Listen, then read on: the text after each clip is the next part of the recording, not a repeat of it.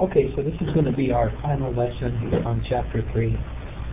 We'll then move to Chapter 4, where we'll talk more about editing entities. So, for this lesson, I'm just going to show you how to draw a helix and also how to draw a text curve. To draw a helix, all we need to do is insert, curve, and instead of a line or some of these basic shapes that we've been drawing, we can draw a helix. It's just another option here, another type of curve. And this may be useful for you if you start designing a spring or need to model something that has a curvature to it, similar to this kind of shape. Let's just pick a size of this helix. So let's say the number of turns in it is 15. The pitch of the helix, how steep the curve is. We can say let's say 3 millimeters. And radius, let's just use 2. Now, when I create it, so let's go ahead and create this helix. You can see that what we've done is created it. Now, how I rotate here is I'm just rotating holding down the center mouse button and moving about this shape, or about this axis. So you can see we made a helix here. One other thing about these helixes, so let's go to curve, insert curve, and helix one more time.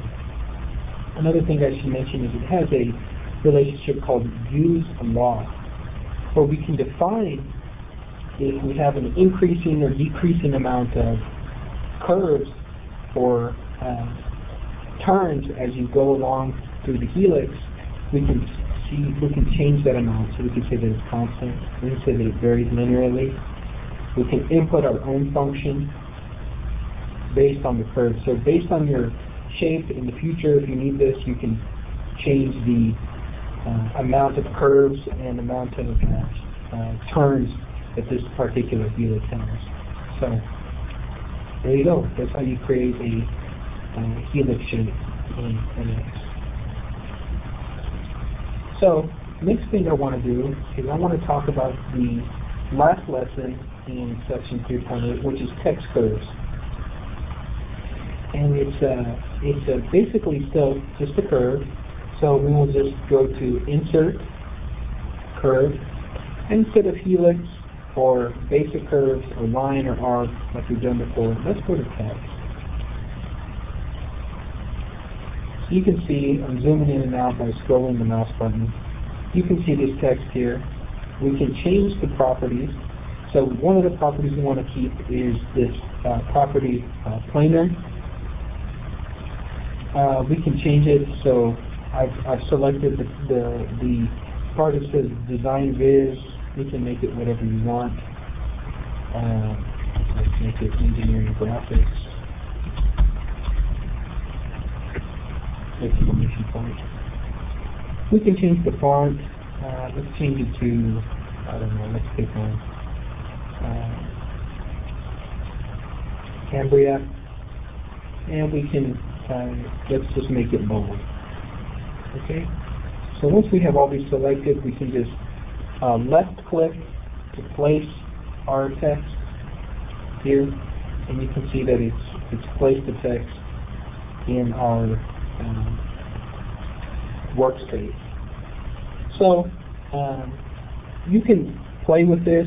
So you see as I move the cursor over different portions of this, it allows me to increase it or decrease it if I'm on the top. So you see these purple arrows.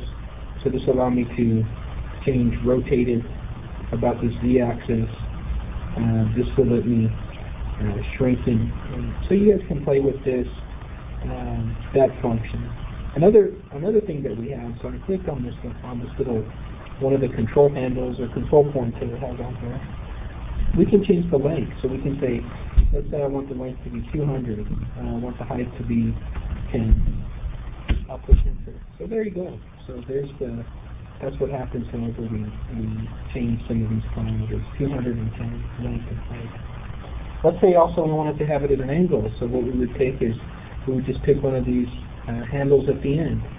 Let's say we wanted the angle to be, I think the book uses 15 degrees, and it creates the text to be 15 degrees from the x-axis. So you guys get an idea of how we can use this text. We can change the, let's say I want to make it big so you guys see engineering graphics. We'll get into the next section a little bit about changing some of the colors and some other of the shapes that we're creating. So there you go. We learned how to create a helix and learn some of the basic functions of NX, and that's basically going to be your first week of graphics course. We'll continue with chapters 4 and 5 next week.